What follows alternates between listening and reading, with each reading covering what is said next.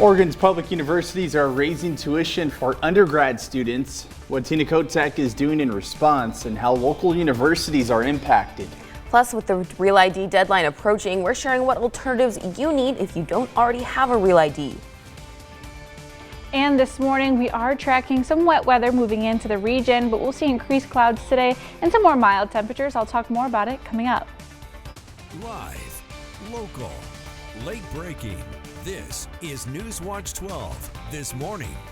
Good morning. It's 6:30 on April 29th. Welcome to NewsWatch 12 this morning. I'm Brinkley Hill. And I'm Damon Alvarado. We want to first turn to Storm Tracker 12 meteorologist Sarah Kress with a look at what we can expect for our Tuesday morning. Yeah, this morning we are tracking increasing clouds across the region. Also a little bit of rain that's worked its way in throughout the morning for us here, but we're tracking a weak system today. It's not going to be bringing too much precipitation, but we do have the chance for some light showers today across the region. But here we are seeing some of that precipitation along the coast for us this morning. Areas elsewhere, we are dealing with increasing clouds this morning and not as much into Northern California, especially as you're moving towards Mount Shasta area, but throughout our day today you will see those clouds. We'll be seeing mostly to partly cloudy sky conditions throughout our day today, and it'll be a bit breezy for us along the coast as well. Temperatures won't be too different from what we saw yesterday, maybe a few degrees cooler. But this morning you will notice it's not quite as chilly, especially areas into our West Side Valley. We're at 45 right now in Medford, 46 into Grants Pass. Areas into Northern California still rather chilly though, with some areas waking up into the 30s like Montague 36 and areas east side into the 30s. But like I mentioned, for those high temperatures, it's not going to be too far away from yesterday, but we're not going to be right into that warm-up trend that we're expecting for our Wednesday and our Thursday. A lot of those temperatures will be into the upper 60s, areas into our West Side Valleys, maybe just making it into the 70s for us in Grants Pass. But we'll talk more about what we can expect in the days ahead coming up in our next forecast. The Oregon Department of Forestry is reminding you to check your extinguished debris burn piles. It can cause old burn to reignite. An ODF responds to debris burn piles that flare up and spread during the warm spring weather. To prevent this from happening, ODF recommends you check your burn piles for any residual heat and hose it down again before it gets warmer. In continuing coverage, there's been a motion to reconsider the recusal of Judge Matt Rowan in the Asante drug diversion case. Within the 9 different civil cases and the criminal case, there have been multiple motions filed to disqualify numerous judges. This has resulted in changes to the judgeship and pushes to rescind motions for judge disqualification. NewsWatch 12 spoke with lawyers representing 7 of those civil cases. They say this isn't uncommon. It's a standard practice for all attorneys to try to get their cases heard in front of the right judge where they'll stand the best chance of being heard by the jury.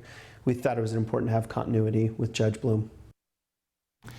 They also told us that more civil suits are coming down the pipeline, expected to be filed in a couple of months.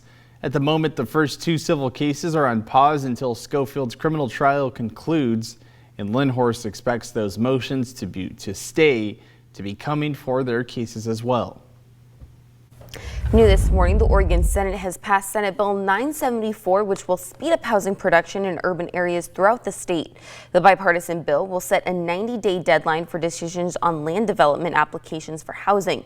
It will also ease requirements for design review on building style while maintaining standards on safety regulations. The bill passed the Senate unanimously and will now move to the Oregon House of Representatives. Ashland Parks and Recreation are facing significant budget challenges. The Parks Commission met to discuss proposed cuts that could impact several community programs. If enacted, the proposed budget reductions would lead to the closure of park restrooms, the ice rink, and the splash pad. Services at the Senior Center would be reduced, the Nature Center would close, and community gardens and the Salmon Festival would be shut down. City leaders are reviewing nearly every program as they navigate this financial shortfall. A joint study session with the City Council is scheduled for May 7th to further address the park's budget. Oregon's public universities are raising tuition for undergrad students next year. The increase impacts 7 state schools, including Oregon Institute of Technology and Southern Oregon University. Governor Tina Kotek recommending a 6.4% increase in higher education funding for the next 2 years. If approved, OIT's tuition recommendation committee will adopt a 4.5% tuition increase. SOU approved a tuition hike of 4.99% for residents and non-resident undergrads. For a breakdown of how each state school is impacted, head to our website, kdrv.com. Student workers at the University of Oregon are officially on the picket line. Negotiations between their union and university have come to a stalemate. The University of Oregon Student Workers Union has been negotiating with the university for 11 months. They reached a tentative agreement for health and safety standards and non-discrimination policies.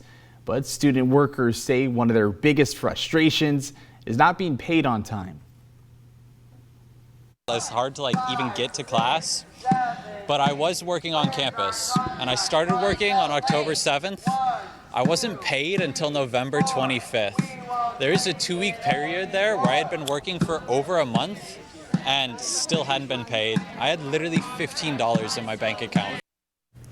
These student workers are also seeking better pay. Those on strike include residential assistants, dining hall workers, and tutors. The university says classes are expected to continue despite the strike. Officials say they're disappointed it's come to this, but are expected to meet for negotiations once again Wednesday.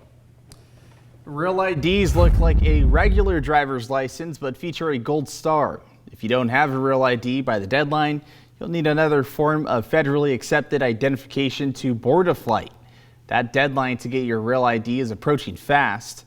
Starting May 7th, travelers will need a federally compliant form of ID to fly domestically or enter certain federal buildings. Here are some of the other TSA-approved alternatives: a passport, enhanced driver's license, DHS traveler's card, and a few others that you can find on our website.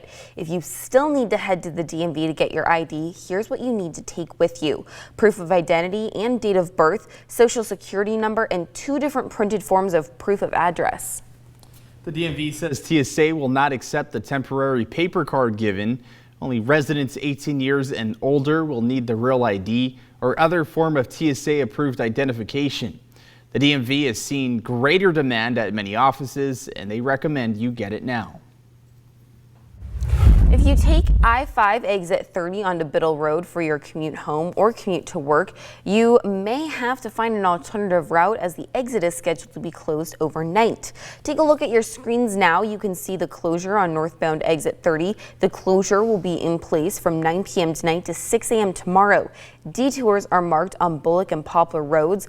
Other lanes on exit 30 will not be impacted. Under our crime alert this morning, the Siskiyou County Sheriff's Office investigating an attempted murder. Early Monday morning, the Sheriff's Office responded to an incident where a man had been shot multiple times in Syed Valley. That man has now been taken to Fairchild Medical Center. Investigators have now located and identified both Kenneth Bragg and Katie Perez as people of interest in this investigation. The Sheriff's Office says there's no threat to the public and asks for patience during the investigation. More details can be found on our website, kdrv.com. The California mother-daughter duo are now in jail after several local businesses reported receiving counterfeit bills. Samantha and Jamie O'Neill were arrested at the Medford Hobby Lobby after being caught using surveillance footage. Businesses identified as victims of the two include Hobby Lobby, Dutch Bros, McDonald's, and Starbucks. Both are charged with criminal possession of a forged instrument and criminal possession of a forgery device. Samantha O'Neill also being charged with possession of meth. A man with a felony warrant is in jail this morning thanks to the work of a canine. Josephine County Sheriff's Office says they tried to stop the driver of a white van. The suspect, who was identified as Jack Conklin, had an active felony warrant issued by the Oregon Parole Board.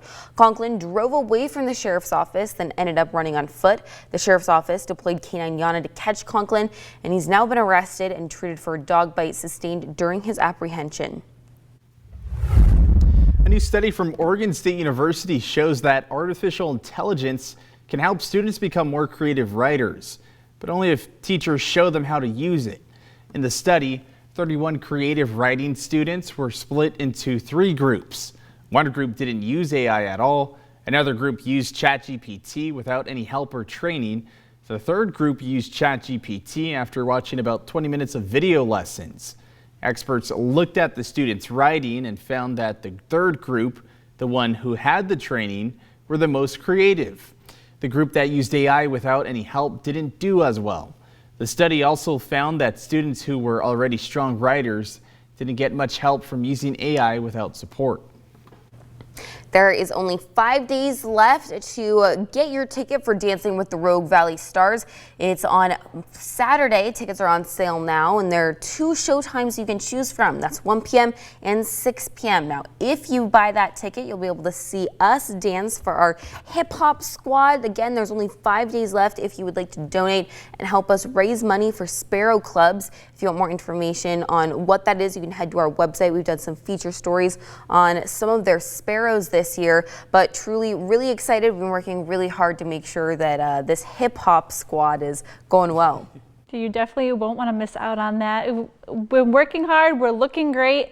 But back to this morning, we are seeing our system move through. It is rather weak for us, but we are tracking some rain along the coast this morning. Here's near Port Orford, Gold Beach. We're seeing that push through. Could see some showers make its way in along Curry County this morning. But we're going to continue to track showers for us today. They will be rather light if they amount to anything.